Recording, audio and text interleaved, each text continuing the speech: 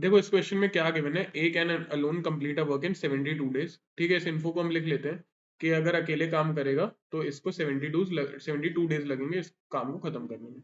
वही पे बोला गया है the ratio of efficiency of A to C, मतलब ए और सी की जो एफिशिएंसी का रेशियो है वो 2:3 गिवन है। If A B C together work they can complete the work in 16 days. ठीक है, अगर ए बी और सी साथ में वर्क कर रहे हैं तो उसे 16 डेज ले रहे हैं। ठीक है, अब बोला क्या गया कि इनको जो टोटल वेजेस मिल रहे हैं वो 4500 के टोटल वेजेस मिल रहा है। तो उसमें हमसे पूछा गया है कि बेसिकली बी को कितना मिलेगा। इजी क्वेश्चन है, स्टार्ट करते हैं। अब हमें ये बोला गया है ना कि ए जो है सबसे पहले इन्फो को यूज करते 72 डेज तक काम करता है।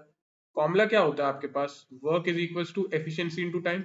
मुझे पता है कि ए की एफिशिएंसी 2 है, तो मैंने यहाँ 2 लिखा और कितने दिन तक काम कर रहा है 72 डेज तक, तो 72। तो हिसाब से अगर वर्क देखूं तो वर्क मेरा कितना आ गया 144 आ गया।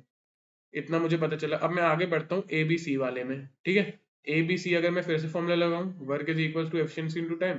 वर्क मुझे पता चला 144 है। ए बी सी की एफिशिएंसी ए की 2 है, बी की मुझे पता नहीं, सी की एफिशिएंसी 3 है।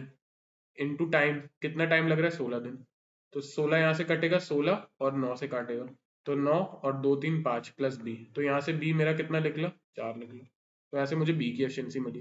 अब मैंने ये पहले की वीडियोस में भी एक्सप्लेन किया है कि जो आपका एफिशिएंसी का रेशियो होता है उसी रेशियो में आप क्या बांटते हो, पैसे बांटते हो, क्योंकि जो जितना एक दिन में काम करेगा उसी हिसाब से उसको पैसे मिलेंगे। तो एफिशिएंसी का रेशियो कितना आया, ए बी सी का, ए की 2 थी, बी की 4 निकली और सी की 3 है। तो 2 4 3 का जो रेशियो उसी में 4500 बटेंगे, और बी को कितने मिलेंगे 4500 के 4 डिवाइडेड बाय इसका टोटल 9। तो 9 वन जा 9 5 जा 45 और 500 इंटू 4 जो कि होगा आपका 2000 रुपए, जो कि आपका ऑप्शन नंबर सी इस क्वेश्चन का आंसर हो जाएगा।